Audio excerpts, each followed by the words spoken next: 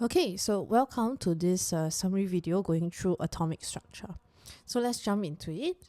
So first off, you must know what's the definition of an atom. It is the simplest unit of an element. And note that atoms are always electrically neutral. So what does it mean by electrically neutral? Right? So first, we need to know what is an atom made out of. An atom is made of protons, neutrons, and electrons. Okay, protons, neutrons are in the nucleus, whereas electrons are in shells that's arranged around the nucleus. So the number of electrons that they can hold in a shell differs. The first shell can hold the least. It can only hold up to 2 electrons, and the subsequent second and third shell can hold up to more electrons, up to 8. Okay, so there are 3 things that makes up any atom: protons, neutrons, electrons. And then we'll look at the different types of subatomic particles and what are their properties. So first off, while they have very, very small mass, their relative mass to each other is, for proton and neutron, you can take them as having a mass of 1. Whereas for electron, it is a lot lighter, 1/1840. So the implication of this is that we only count the protons and neutrons when we are looking at the mass of an atom. So that's why when we look at the periodic table, okay, the mass number doesn't include the number of electrons. Okay, it's just the number of protons plus neutrons because those are the ones with relative mass of 1. Then there's this other number. This is the proton number, which identifies which element it is. Every single element has a unique proton number. Okay, so if I tell you that this particular atom has 3 protons, I can immediately say that it's a lithium atom.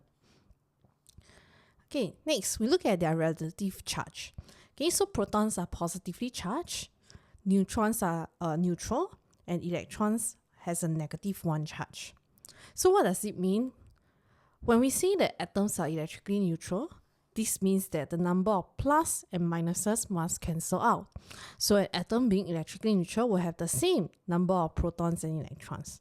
So going back to the periodic table, if I know that a lithium atom has 3 protons, I can also say that it has 3 electrons. Okay, because in an atom, proton equals electrons.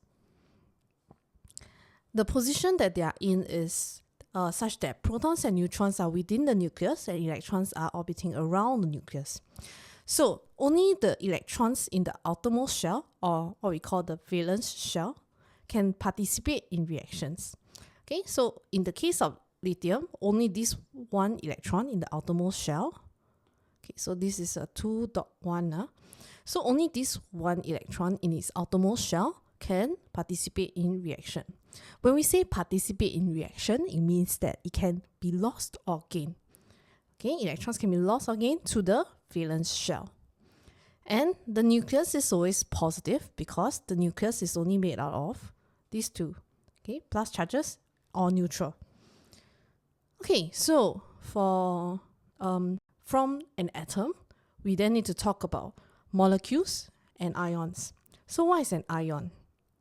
Okay, so atoms can react to lose or gain electrons to achieve stable noble gas configuration. Okay, we'll talk about that under chemical bonding. But basically, you need to look at group 18. They are our noble gases. And so what do the noble gases have in common? They have the electronic configuration of 2.8 or 2.8.8. Okay, so that's the stable noble gas configuration. We note that they don't really tend to react because they are already have full valence shell, right? So atoms react to get that electronic configuration. As long as the numbers of protons no longer balance the number of electrons, it is no longer electrically neutral and there's an overall charge to it. So for example, we look at lithium here. There are 2 numbers, right? So we remember that the smaller number tells us the number of proton, and the larger number is proton plus neutron. Okay, so, and I have a positive charge here. What does that mean? Now, the number of protons can't change. It's within the nucleus and it doesn't get reacted away in a reaction. Okay, but what can change is the number of electrons. So, originally, I should have 3 electrons, 3 protons, and that makes it a 0 charge. Okay, this is plus, this is minus. But now that I have an overall 1 plus charge, right?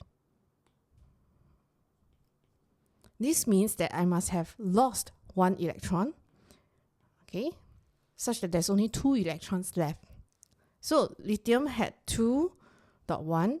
This last electron in the outer shell was lost for it to obtain the stable noble gas configuration of helium, first shell 2. So that was ions, and then we look at molecules. So what is a molecule? A molecule is formed when atoms are covalently bonded together. So this will be covered later as well, but covalent means to share electrons. Okay, so there's a few terms that's being used here, and students often confuse them. So please take note that molecules can either be an element or a compound. So recall that an element is made out of a single type of atom.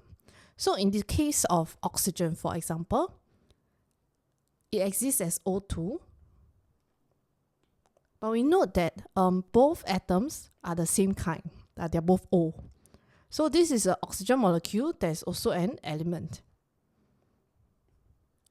Okay, a compound is made out of 2 or more elements chemically combined together. So it doesn't have to be ionic or covalent. Any combination would work, just that it must be 2 or more elements and they must be chemically combined. So there must be a chemical bond between them.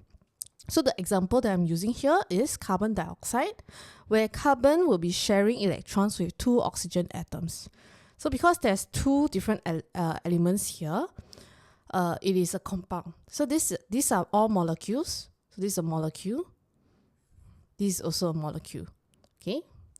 So again, what's a molecule? It is when atoms are covalently bonded together.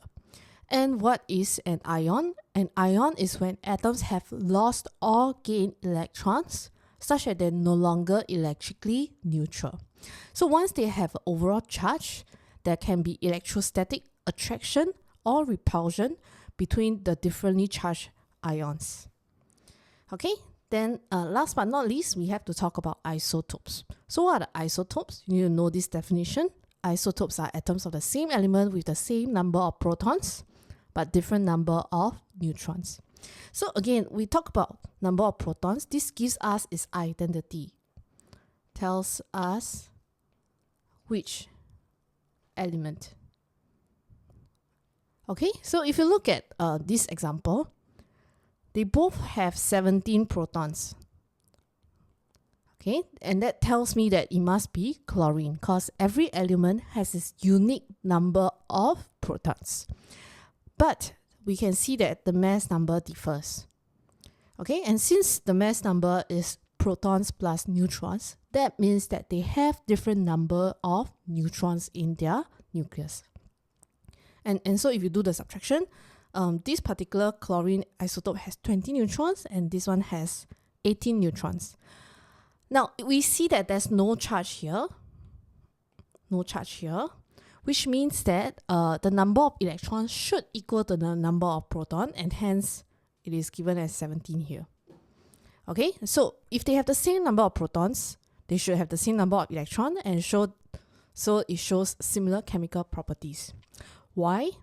Now, recall that only the outermost shell of electron can take part in chemical reactions. And so if they have the same number of electrons, then the way those electrons would react in a reaction is exactly the same.